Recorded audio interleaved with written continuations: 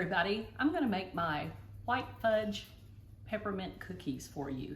Now, these are the ingredients: some candy canes and some white chocolate covered Oreos. If I need to repeat my ingredient list at the end, I will. So the most difficult part about this whole thing is actually taking the cellophane off of a piece of candy cane. I have my spouse do that at this point. And yep, this one got stuck, and then they have static electricity. What's with that in candy canes? Then you want to put about 5 of them into a Ziploc bag and sort of roll it up. You don't necessarily have to close it up because you want some of your air to get out. Open up a cloth. Put it inside. The reason you're going to do this is because the sharp pieces of the peppermint cut holes in the plastic and it gets everywhere. Then take a meat tenderizer or a hammer, if that's all you've got, and start pounding until you get it to the right consistency. Now, I won't take you through all of it, and it's far harder than you realize, so just kind of keep checking how you're doing and get rid of some of the larger pieces as you go along, okay? In the end, you'll end up with a jar of it like this. I suggest you go ahead and do 3 or 4 boxes at once so that part won't need to be repeated again.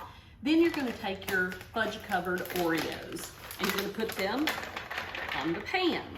Now, you need to straighten these out, and we're going to turn them over so that they're all with the tops up.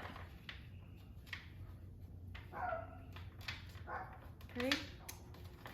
So as I do that, I happen to notice there's kind of a deformed one here. Gotta do away with that. Cooking's all about perfection.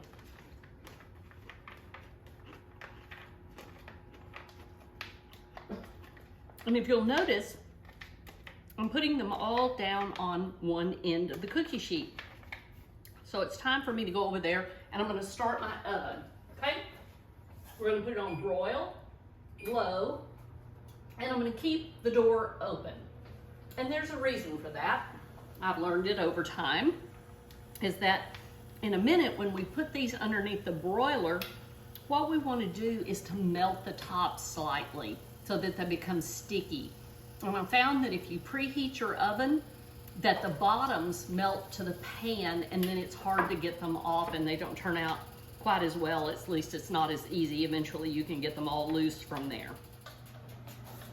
So I preheated the broiler for about 1 minute. And what I'm going to do is I'm going to put the cookies in, and I'm going to hold them very, very close to the broiler.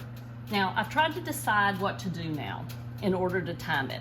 I tried the birthday song, and it was too long, and so was the ABC song. Apparently those work for hand washing skills, but not for cookie making skills.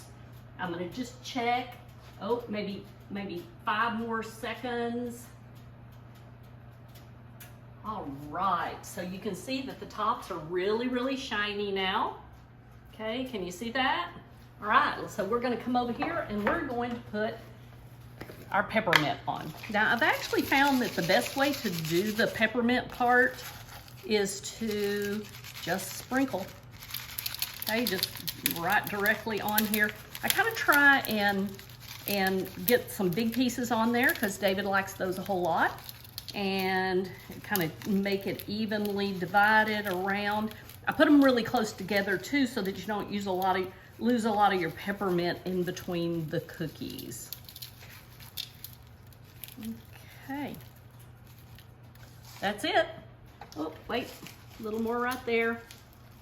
Okay, so those are actually completely done, and that's the whole recipe.